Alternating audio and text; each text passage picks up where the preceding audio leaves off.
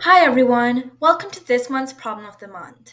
Let's start off by reading the question that is given to us. We are told that we need to find the value of this following expression over here. Now, I just want to start off by saying that this expression is actually a lot more challenging than it initially seems. I believe this was the second question on the 2021 AMC 10, and this is a question which actually confused a lot of people and even hurt their AIME qualifications. So I just want to condense this harder problem and show an easy solution to it. So when people first see this problem, the first instinct they had was to cancel out the square and the square root for both of these.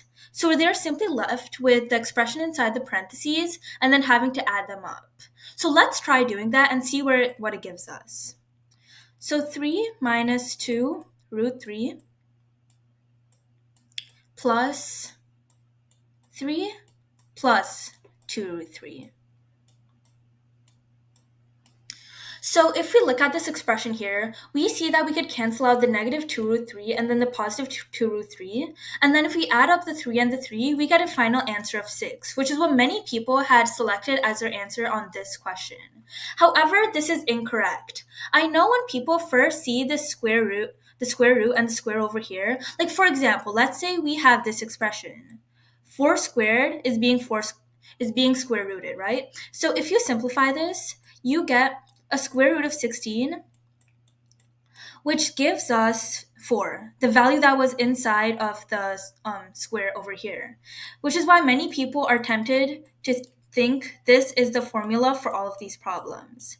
However, the reason this does not apply to this problem is because we see that inside of the parentheses here, we cannot cancel out the square and the square root, because if we simplify 3 minus 2 root 3, we get 3 minus 2 times 1.7, which is an approximation of square root of 3. If you want the exact value of this, you could simply plug it into a calculator. But what you see is that when you solve this problem, that 2 times 1.7 is actually greater than 3, which makes the value of this negative.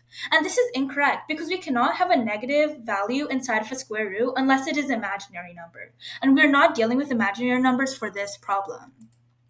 So what is another way we could go about this problem then? Well, we know that from the property of square roots, if we have x squared inside of this, one way we could find the solution is by simply taking the absolute value of x if we want to find the principal root of it. Let's look at a simple example of this before applying it to this problem. So let's say we have 4 squared. Once again, we could simplify this to the square root of we could simplify this to square root of 16, and then we get an answer of 4 once we take the absolute value of it. And then once again, if we do negative 4 squared, we see that it also gives us the square root of 16. And this works with this formula because once again, if you take the absolute value of negative 4, you see that the answer is 4. And this is correct because the square root of 16 does give us an answer of 4. Okay, now applying this formula to this problem, we could keep this 3 plus 2 root 3 because it is already a positive number, so we no longer need to take the absolute value of it. However, we know that this value is negative and we need to make it positive if we want this to work for our problem. So in parentheses, let's write 3 minus 2 root 3. This is a negative number, but you know one way we could make it positive is by putting a negative sign in front. Because let's say we're given a negative number, like negative 4 once again, and then if you place a negative sign in front, you can make it into a normal 4, a positive number, which would work for the square root of this. So now if we distribute the negative sign, we get negative 3 plus 2 root 3. Now that we can ensure that this value and this value are both positive, we could simply add them up and then finally get the answer to this question. So if we add up, let's just move this to the side, 3 plus 2 root 3, we add this value with the value we simplified over here. So negative 3 plus 2 root 3. We see that 3 and negative 3 can cancel out, so we cross that out.